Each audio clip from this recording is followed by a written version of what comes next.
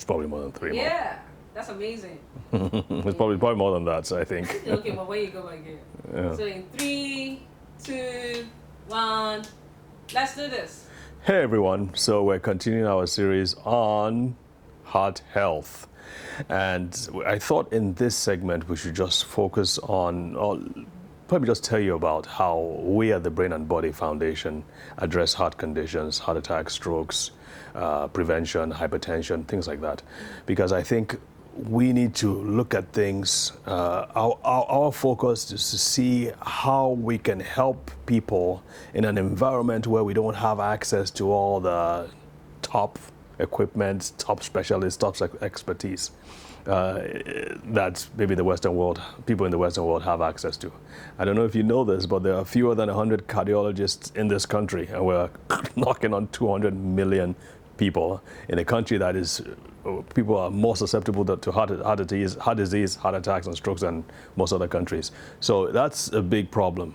45% of all doctors are in Lagos, one state, in Lagos State alone. So we don't have access to expertise.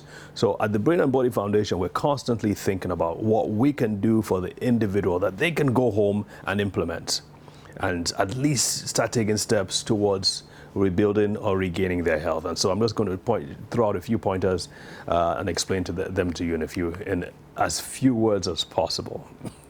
Okay, here's a quote I really like. The World Health Organization says that there are only 2 obstacles to longevity and vibrant health. 1, ignorance. 2, complacency. So those 2 things, and I think we have that in abundance in this country. So let's try and deal with the ignorance, all right? And for the complacency, let's hope that the information will jar you or spur you to do some better things about your health. So the key thing when it comes to heart health are your arteries, the integrity and the health of your arteries especially, because that's through which blood flows and blood carries oxygen and nutrients. So it's essential that those pipes, let's think of them as pipes, are clean and smooth so that there's no obstruction, there's no roughness in the inside of the pipes. Once that begins to happen, and we talk about inflammation a lot, many times arteries get inflamed over time. So our goal is to ensure that there's minimal inflammation and that there's minimal blockage to the blood flow. As long as blood is flowing well, as long as the arteries are healthy and the walls are strong, you're in good shape. And that's where we focus on. And so what we like to do is we like to use nutrients, because science has now discovered specific nutrients that build up and repair damage to the lining of the blood vessels. Now, these nutrients have to be in specific amounts, specific concentrations, specific doses. So it's not just enough to say, take more vitamin C, for instance. You need to have a certain amount of vitamin C on a daily basis. I'm not talking about vitamin C as one of the nutrients, although vitamin C is important, but the top 5 nutrients, 5 or 6 nutrients, I'm going to talk about them in a minute. So here are the key nutrients for the endothelium. When I say endothelium, I'm talking about the lining of the blood vessel. The key nutrients that will help to strengthen and make the endothelium healthy. 1 is vitamin D3. I didn't say vitamin D2, I said vitamin D3. Now you think you get that from the sun, but in another segment you probably see why that's not necessarily so. As Black people, we don't get enough vitamin D3 from the sun, and I'll explain that some other time. 2, you need a protein or an amino acid called L-arginine. It's from L-arginine that your body converts it into a certain factor, a certain chemical called nitric oxide. It's a gas, and what that does is that it cleans up the blood vessels, and it also helps to dilate, relax the blood vessels so blood can flow through. If the blood vessels are too tight, blood will not flow through like they should. Number 3 is another amino acid called L-citrulline, and you can get more information about this later. But L-arginine and L-citrulline both help the body to produce more of nitric oxide, which is, again, like I said, it's probably the most important chemical and nutrient for your blood.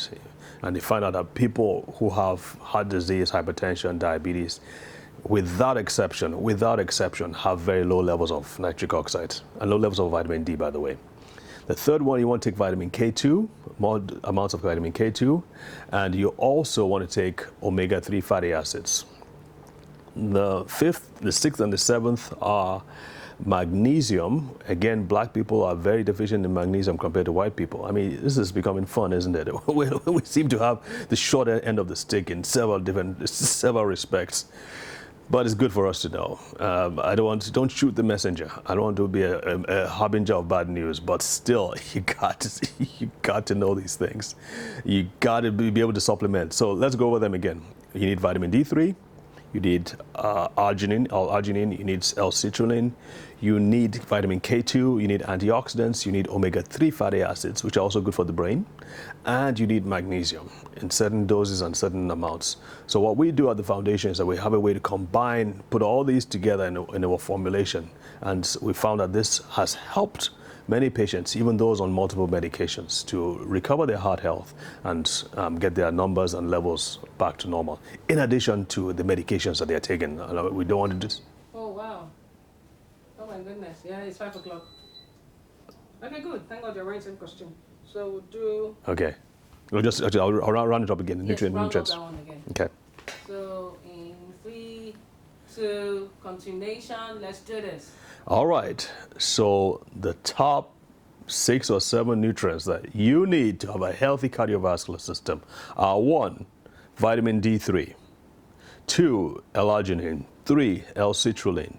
These are both amino acids that produce nitric oxide. 4, you need vitamin K2 because that takes calcium away from the blood vessels and puts it in the bones where it should be, or where the calcium should be. Number 5, you need antioxidants. Number 6, you need omega-3 fatty acids. And number 7, you need magnesium because magnesium is also another factor that helps to relax the blood vessels. At our center with the Brain and Body Foundation, there's a formulation that has been approved that has all these things in the right doses, in the right concentrations, and in the right mix. So this can be given in addition, if you're on medication, you're not going to stop your medication, don't get me wrong. You need to take your medication. But what we found out is that people who are on 4 or 5 different medications who have not been able to bring their blood pressure down and the other numbers down seem to have it much easier when they take the nutrient because these nutrients are nourishing their blood vessels, they are nourishing their heart specifically. And that makes all the difference when your blood vessels are healthy and relaxed. It makes all the difference, and then we see those numbers begin to go down. So it's really important that you take your medication, but also you take the nutrients that nourish the blood vessels because the two are not one and the same. They are 2 different things. So I encourage you to look at these things and to do your own studies, and let's stay in touch. Thanks.